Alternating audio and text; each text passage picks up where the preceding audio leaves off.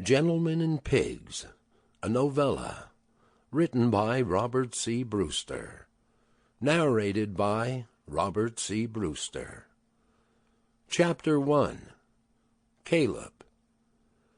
Unlike most other stories of this genre, this is not all about me. In fact, I don't like to get involved unless I absolutely, positively, without question, there is no other choice, have to, because the world is going to end unless I do, according to the people who hire me.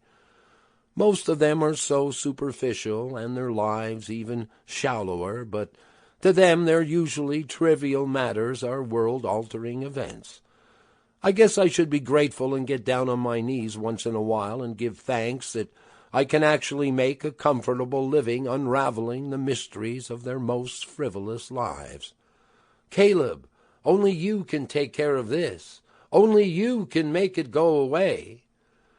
Then there was the always favorite and very overused, "Oh, Caleb, you know how I hate to impose because our friendship means so much to me, but there's this little matter that could use your special touch." I am nobody special or ever pretended to have a special touch, unless, of course, I can use it to my advantage in any given situation. I am not a violent man, and yet I am not a timid one either, especially when I have a reindeer up my butt, as my ex-wives are fond of saying. I am not an ex-alcoholic, as a vast majority of my ilk are. Do I enjoy a variety of liquor-flavored beverages? Hell, yeah. Do I overindulge more than I like to? Another hell, yeah. Regardless, all modesty aside, I am very good at mediating disputes between parties who at times can be very unagreeable. My techniques are not unique, but people seem to relate to me on a very pleasant level most of the time.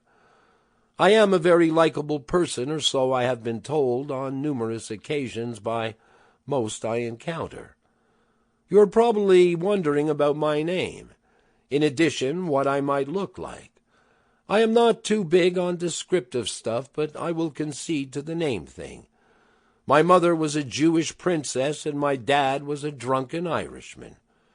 Caleb is a Hebrew name that means tenacious and aggressive dog. Mom, what were you thinking?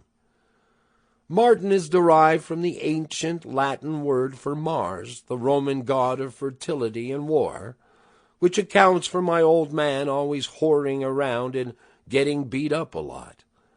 So what I'm getting around to is that if I live up to my lineage, I guess I'm your basic, tenacious, and aggressive god-like dog that likes to screw and wage wars.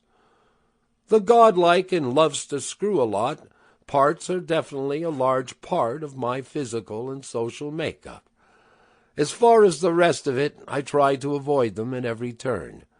Therefore, I am just going to step out of the way for a little while and jump back in when I can make a grand entrance and, hopefully with your help, figure out what is really going on in this story.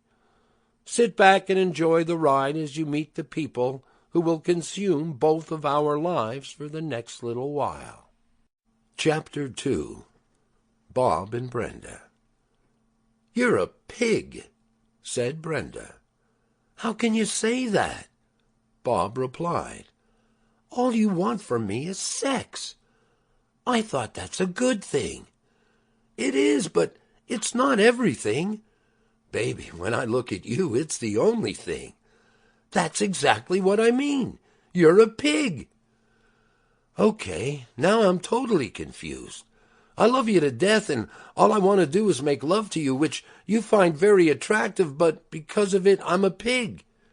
"Exactly, because that is the only thing you want to do. Have you ever offered to clean up or bring the dishes to the kitchen after all the fine meals I've cooked for you? Have you ever, for one moment, thought to say, 'I love you, baby. You're the greatest thing that's ever happened to me. Is there anything that I can do for you or help you with?'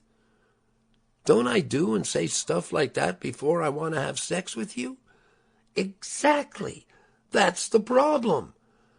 "Now I'm really messed up." "You really don't Sample complete. Ready to continue?